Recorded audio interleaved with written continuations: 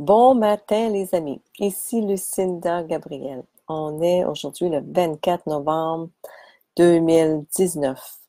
Donc aujourd'hui, je veux partager euh, un message que j'ai préparé qui dit tout le monde veut mourir, mais personne.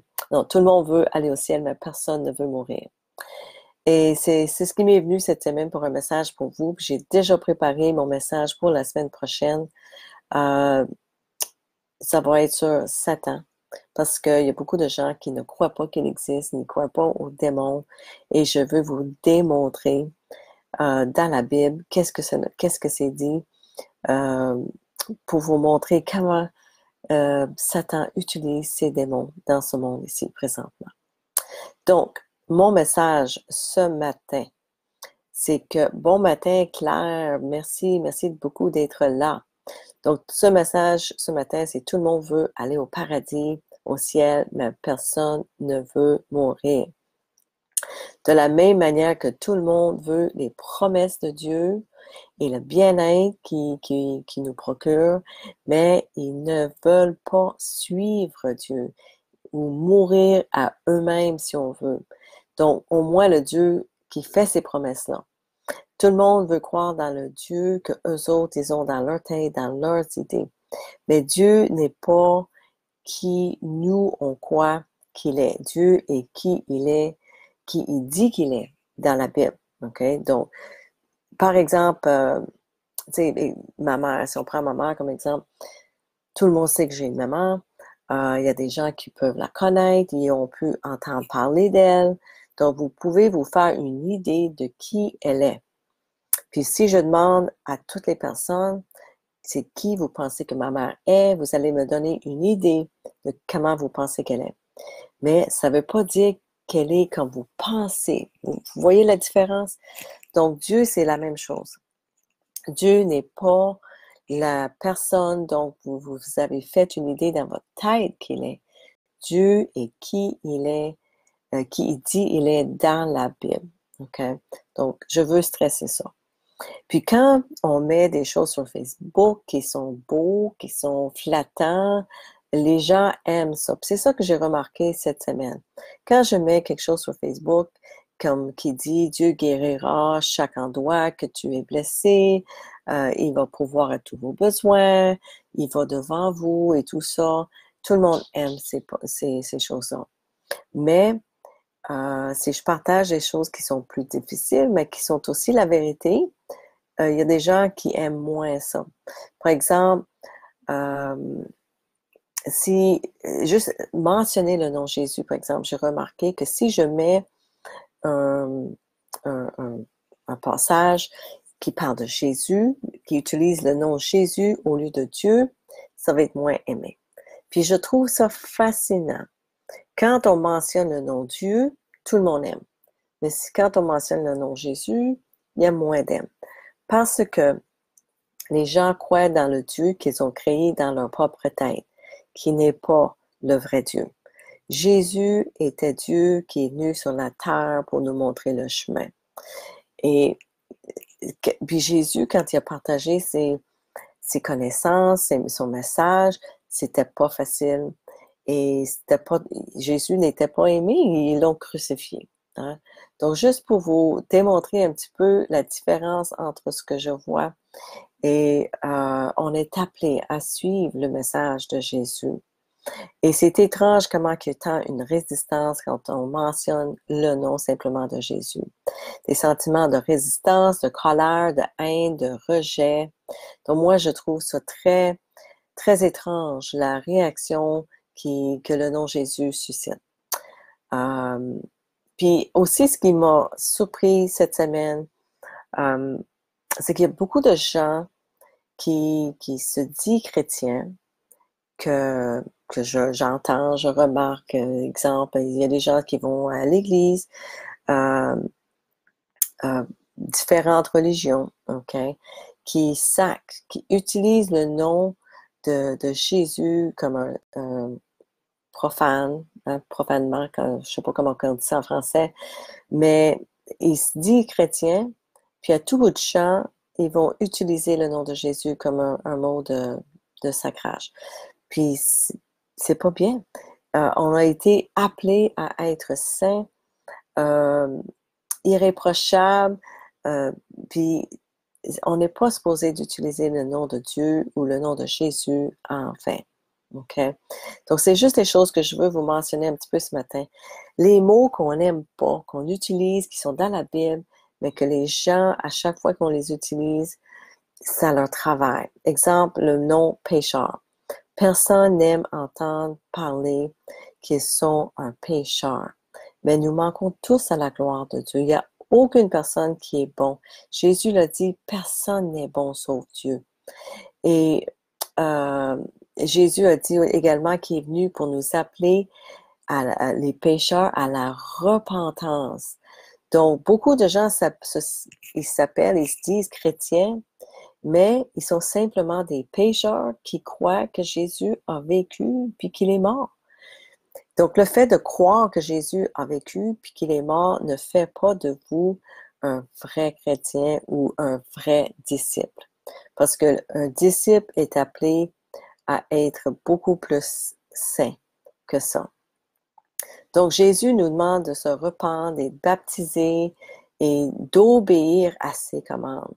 Okay? Dans les Philippiens, il a dit que vous devez être irréprochable et pur. Donc ça, c'est Paul, l'apôtre Paul qui nous écrit, puis il dit que vous devez être irréprochable et pur et irrépréhensible, des enfants de Dieu irrépréhensibles. Donc, on est vraiment appelé à être plus comme Jésus, parce que Jésus était irrépréhensible puis irréprochable.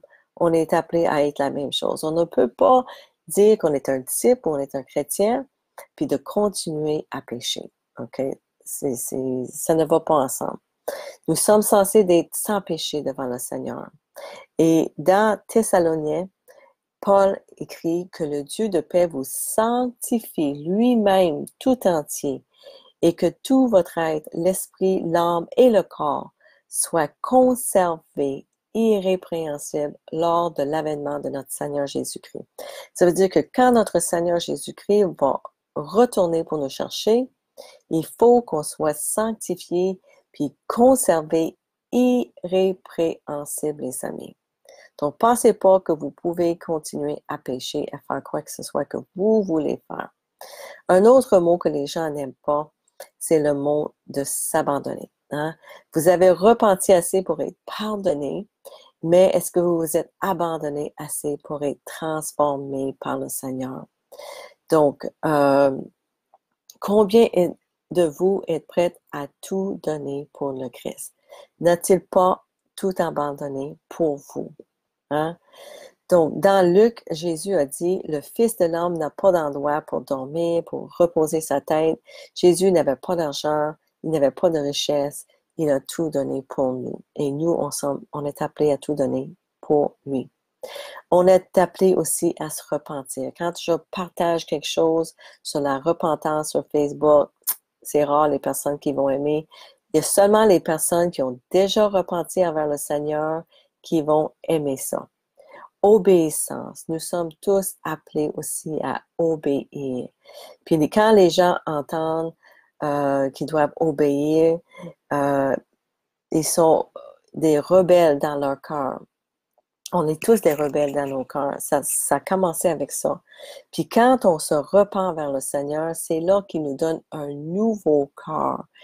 Où est-ce qu'on ne rebelle plus envers Dieu. Donc, il change notre cœur pour un nouveau cœur.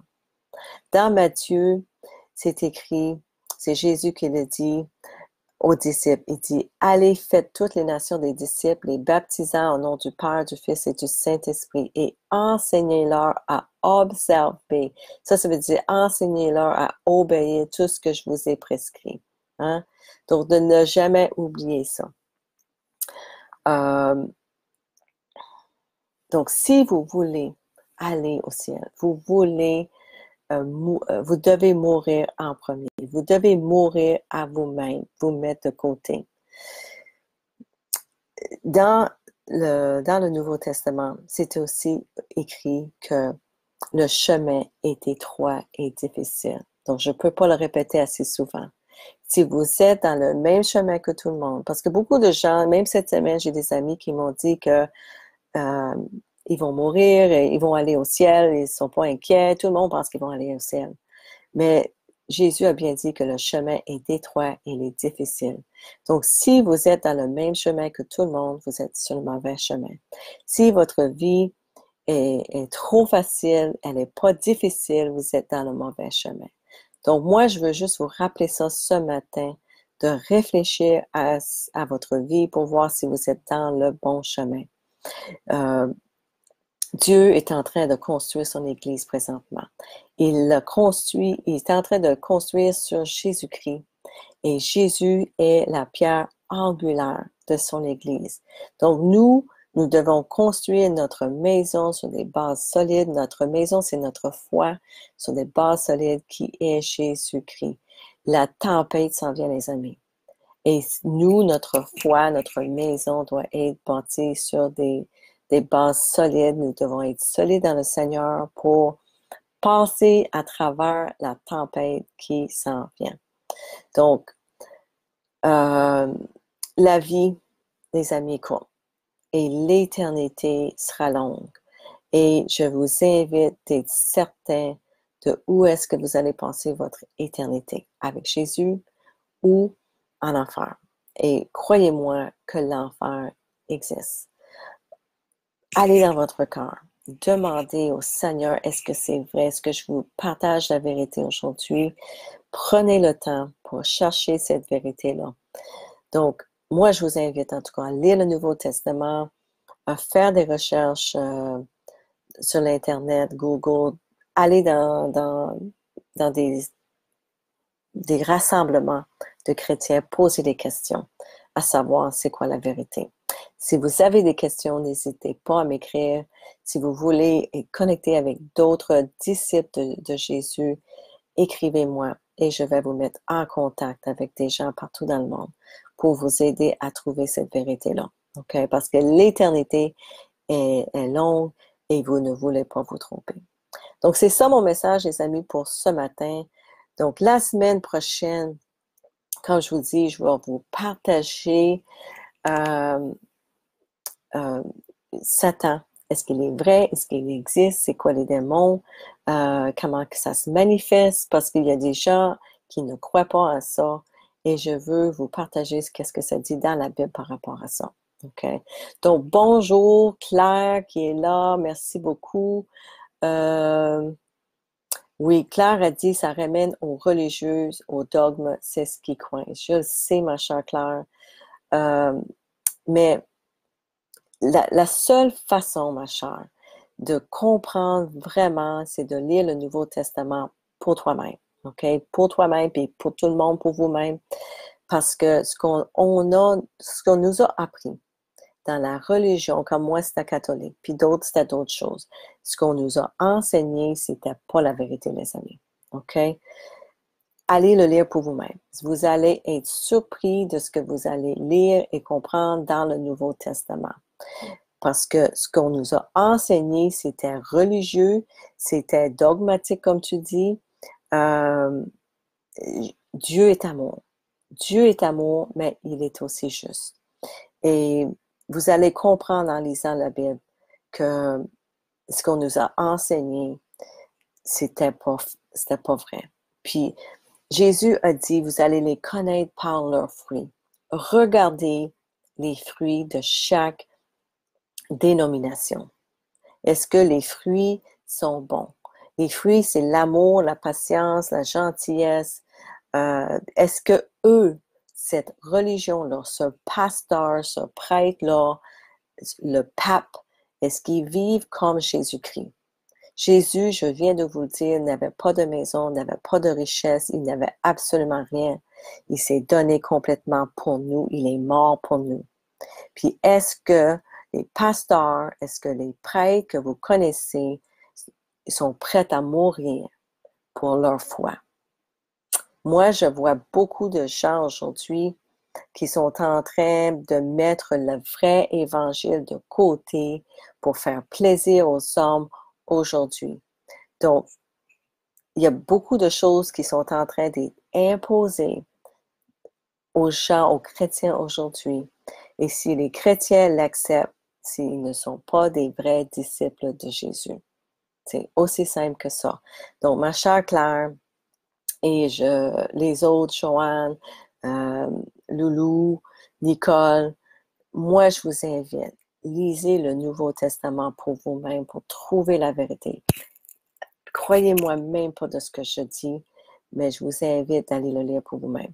Là, vous allez vraiment comprendre qu'est-ce qui est vrai, qu'est-ce qui n'est pas, parce que le Saint-Esprit, Jésus va être avec vous, il va vous guider dans toute la vérité.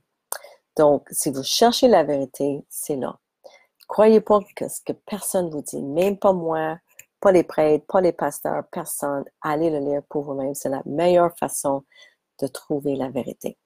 Donc, c'est mon message aujourd'hui. Tout le monde veut aller au ciel, mais personne ne veut mourir.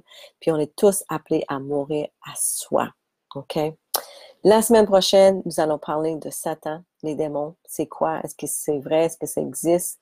Je vais vous partager ce que ça dit dans la Bible, mais je vais aussi donner des exemples de ce que j'ai appris dans la dernière année et demie. Donc, merci beaucoup d'être là ce matin pour votre écoute. Je vous aime énormément. Je souhaite que chaque personne qui est là trouve la vérité pour eux-mêmes, pour vous-même, et que vous trouvez Jésus-Christ et qu'il vous amène dans le bon chemin. Parce que il est venu nous chercher pour ça. Il est venu pour nous ramener à lui. Donc, je vous souhaite un bon dimanche. Prenez le temps aujourd'hui de lire la parole, de commencer une conversation avec Jésus-Christ. Si vous avez d'autres questions, mes amis, écrivez-moi en privé et je vais faire mon possible pour vous répondre. Je vous aime. Soyez bénis et bon dimanche. Bye bye.